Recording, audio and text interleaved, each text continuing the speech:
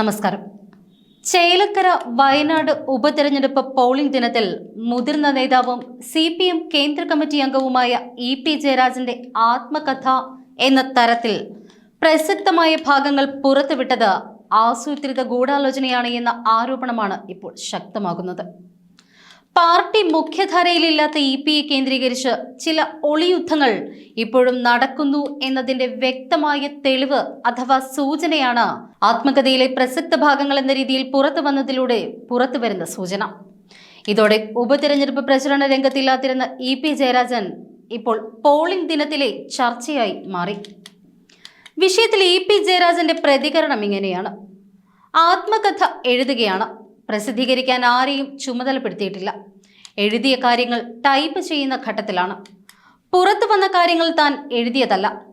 എഴുതാത്ത കാര്യങ്ങൾ എഴുതി ഇന്ന് 10:30 പുസ്തകം പ്രസിദ്ധീകരിക്കുമെന്നാണ് വാർത്ത കാണുന്നത്.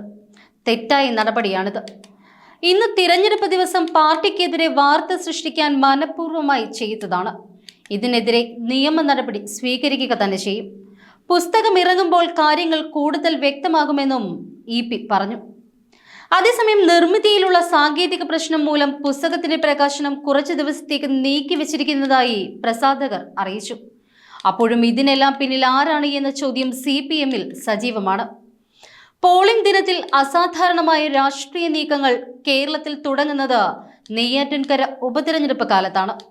അന്ന് ഉമ്മൻചാണ്ടി സർക്കാരിന് ഒരംഗത്തിന്റെ മാത്രമേ പിന്തുണയുള്ളൂ. ആ പിന്തുണ ഉയർത്താൻ എന്ന തരത്തിൽ നെയ്യാറ്റിൻകര MLA സെൽവരാജ് CPMുമായി യുദ്ധം പ്രഖ്യാപിച്ച് രാജിവെച്ചു. ഉപതെരഞ്ഞെടുപ്പിൽ CPMന്റെ വിജയം അനിവാര്യതയായിരുന്നു. എന്നാൽ ആ പ്രചരണത്തിനിടെ TP ചന്ദ്രശേഖരനെ 51 വെട്ടി കൊടിസുനിയും കൂട്ടരും കൊന്നു. വേദനയറിയിക്കാനായി TPയുടെ വീട്ടിലേക്ക് പോകാൻ സഖാവ് VS അച്യുതാനന്ദൻ തിരഞ്ഞെടുത്തത് ഉപതെരഞ്ഞെടുപ്പ് വോട്ടെടുപ്പ് ദിനമായിരുന്നു. അന്ന് KK രമയെ VS ആശ്വസിപ്പിക്കുന്ന ചിത്രവും വീഡിയോയുമെല്ലാം ആരുടെയും കണ്ണ് നനയിപ്പിക്കുമായിരുന്നു. അങ്ങനെ നെയ്യാറ്റിൻകരയിൽ കോൺഗ്രസ് സ്ഥാനാർത്ഥിയായി മത്സരിച്ച സെൽവരാജ് ജയിക്കുകയും ചെയ്തു. അതിനുശേഷം ലോക്സഭാ തിരഞ്ഞെടുപ്പിൽ EPയുടെ BJP ബോംബും എത്തി. അപ്പോഴും CPM തകർന്നടിഞ്ഞു. അതിന് സമാനമായിരുന്നു ഇന്ന് ചർച്ചയായ ഈ വെളിപ്പെടുത്തൽ. എന്നാൽ EPയുടെ ഈ നിഷേധം കാര്യങ്ങളെല്ലാം മാറ്റിമറിച്ചു. ഇത് CPMന് ആശ്വാസവുമായി. LDF കൺവീനർ സ്ഥാനത്ത് നിന്നും തന്നെ മാറ്റിയതിൽ പ്രയാസമുണ്ട് എന്നും പാർട്ടി തന്നെ മനസ്സിലാക്കിയില്ല എന്നുമടക്കം തുറന്നടിക്കുന്ന ജയരാജന്റെ കത്തിപ്പടരാൻ കട്ടൻ ചായയും പരിപ്പ് വടയും എന്ന DC ബുക്ക് പ്രസിദ്ധീകരിക്കുന്ന ആത്മകഥയിലെ ഭാഗങ്ങൾ പുറത്തു വന്നു. BJP നേതാവ് പ്രകാശ് ജാവ്ദേക്കറുമായുള്ള കൂടിക്കാഴ്ച വിവാദമാക്കിയതിന് പിന്നിൽ ഗൂഢാലോചനയുണ്ട് എന്നാണ് ആത്മകഥയിലെ പ്രധാനപ്പെട്ട പരാമർശം.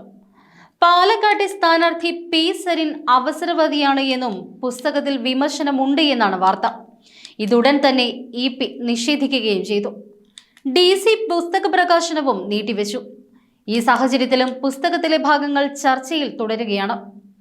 BJP നേതാവ് പ്രകാശ് ജാവ്ദേക്കറുമായുള്ള കൂടിക്കാഴ്ചയിൽ തന്റെ നിലപാട് കേന്ദ്ര കമ്മിറ്റിയിൽ വിശദീകരിച്ചു. കൂടിക്കാഴ്ച വ്യക്തിപരമായിരുന്നു. 1.5 വർഷക്കാലത്തിന് ശേഷം അത് വിവാദമാക്കിയതിന് പിന്നിൽ ഗൂഢാലോചനയുണ്ട്. BJP നേതാവായ ശോഭാ സുരേന്ദ്രൻ പറഞ്ഞത് പച്ചക്കള്ളമാണ്. അവരെ കണ്ടത് ഒരു തവണ മാത്രമാണ്, അതും പൊതുസ്ഥലത്ത് വെച്ച്. പാർട്ടി അന്ന് തന്നെ മനസ്സിലാക്കിയില്ല എന്നും EP തുറന്നടിക്കുന്നതായാണ് റിപ്പോർട്ടുകൾ. പാലക്കാട്ടെ ഇടത് സ്ഥാനാർത്ഥി സരിനെതിരെ കടുത്ത വിമർശനവും പുസ്തകത്തിൽ EP ഉന്നയിക്കുന്നുണ്ട്. P സരിൻ അവസരവാദിയാണ്, സ്വതന്ത്രർ വയ്യാവേലിയാകുന്നത് ഓർക്കണം. ES തന്നെ ഇക്കാര്യം പറഞ്ഞിരുന്നു. PV അൻവറിന്റെ ഉദാഹരണം ചൂണ്ടിക്കാട്ടിക്കൊണ്ടാണ് EP സരിന്റെ സ്ഥാനാർത്ഥിത്വത്തെ വിമർശിക്കുന്നത് എന്നും വാർത്തയെത്തി.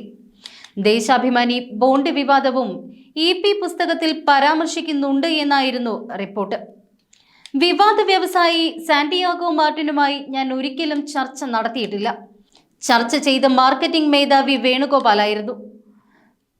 സെക്രട്ടേറിയറ്റ് തീരുമാനമനുസരിച്ചാണ് ബോണ്ടായി 2 കോടി രൂപ മുൻകൂർ വാങ്ങിയത്. പക്ഷേ പ്രശ്നം വഷളാക്കിയത് അന്ന് പാർട്ടിക്കുള്ളിൽ നിലനിന്ന വിഭാഗീയതയാണ്.